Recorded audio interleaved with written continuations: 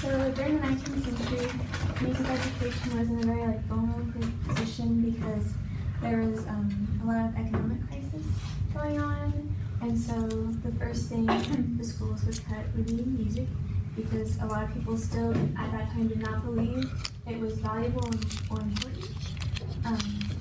And there's also a shortage of teachers who could teach music competently. Within the last 35 years of the 19th century was a period of major development in music education. A lot of things are happening with that. So, the scientific method of teaching. So, the pragmatic administrators were just interested in promoting the industrialization, very organized way of teaching.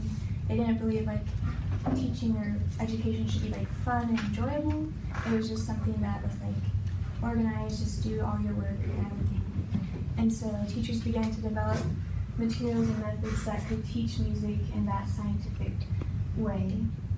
And so music was introduced to schools as a scientific method that could have mental, physical, and moral benefits. And according to Thomas, music education was supposed to be systemized and become part of the graded course, while teachers and pupils being held to a strict account of their work in this as other studies by term and annual examinations. So basically they're making music education like the other subjects, and how they have tests and books that they learn from, textbooks and stuff like that. Okay. So the teaching process. So the textbooks and exams were introduced to help children learn music. So the first graded music series was introduced shortly after the Civil War, and they were designed to teach students how to read music and not just sing by rote. But Mason believed that children should be taught to sing by rote because of the Christologian. But then there's others that were starting to believe that printed music and sight singing were more important and should be the focus of teaching. And so that created a pedagogical controversy that lasted pretty much throughout the end of the 19th century. And so also at that time, music teaching was given to the responsibility of the classroom teacher, and the specialists in music were promoted to a role of a supervisor. So they would come and they had certain times they would come and just observe the class and give tips and just make sure that the teachers were teaching the right things. So these are some important people. George Loomis, he was most known for introducing the staff lines as a way of putting notes around the lines, but he didn't use clefs or meters. It was just the notes, or he didn't use key signatures or anything like that.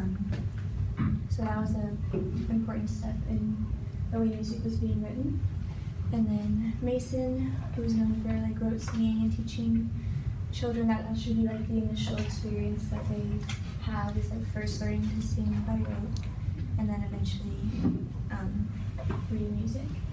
And so he wrote the National Music Course, which was really important, and it even gained international recognition. So that was cool. And then Benjamin Jepson, who wrote the Elementary Music Reader, which had material for 8 grades, and he was very successful as a teacher as well.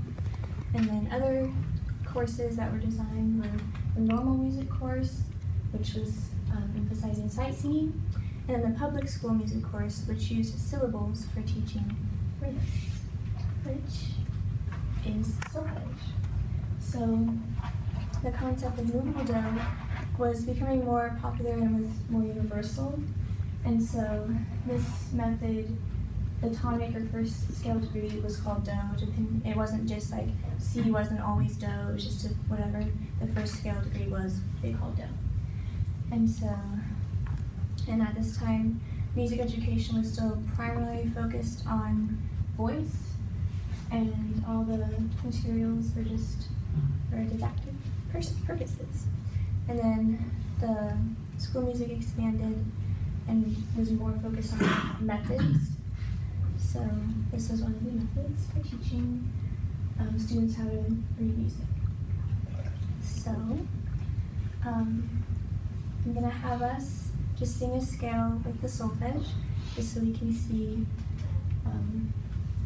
how they would sing. And this is also the way they would read their sight singing music. So the D, of course, is the do, and then like the punctuation marks were represented like different musical things like rests or like durations of notes and stuff like that. But I'm just gonna have us sing from do to do, starting. Do, re, mi, fa, sol, la, ti, do. Okay, so high school wasn't really introduced until later. It was the last part of the school system to put into place. Because before that, the classes only went to 8th grade, and then after that, 4 years of secondary school were added. And the northern cities were able to progress at a faster pace in the south due to various reasons, politically and economically. And most high schools taught vocal music from the beginning, and like they didn't like add it later. It was just from the beginning they started teaching vocal music, and they were integrated into programs such as graduation. They would have the seniors perform at graduation in the bigger schools, and then smaller schools would have like underclassmen perform as well. And then some did like operettas and oratorios or stuff like that. And then later, instrumental music education was added. So that was the beginning of band, orchestra, and all those things. And orchestra was the most popular at the time. So the earliest music teachers came from the singing schools, but then later normal schools for music teaching were developed.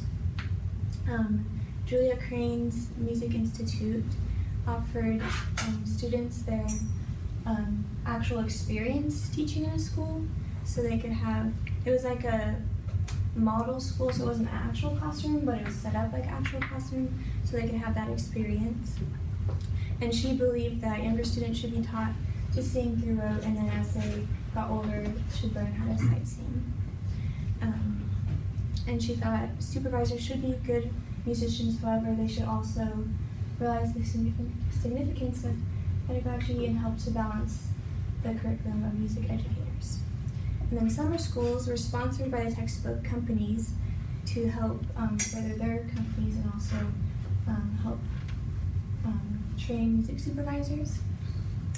And women were very prominent in the music education field, and they outnumbered men 10 to 1.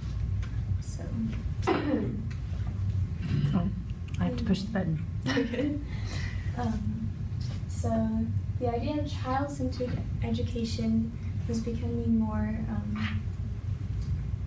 developed, I guess. So there was an emphasis on making the teaching process enjoyable for children and meeting their needs, and not just thinking of them as like, okay, here's all the stuff you have to do. It was more like we're trying to engage them and make it more focused on them rather than the teacher just standing up there and having a lecture and just talking, and the kids just sitting there and listening or not listening. So the Temple School, he decorated his classroom and made it look nice and feel welcoming and comforting.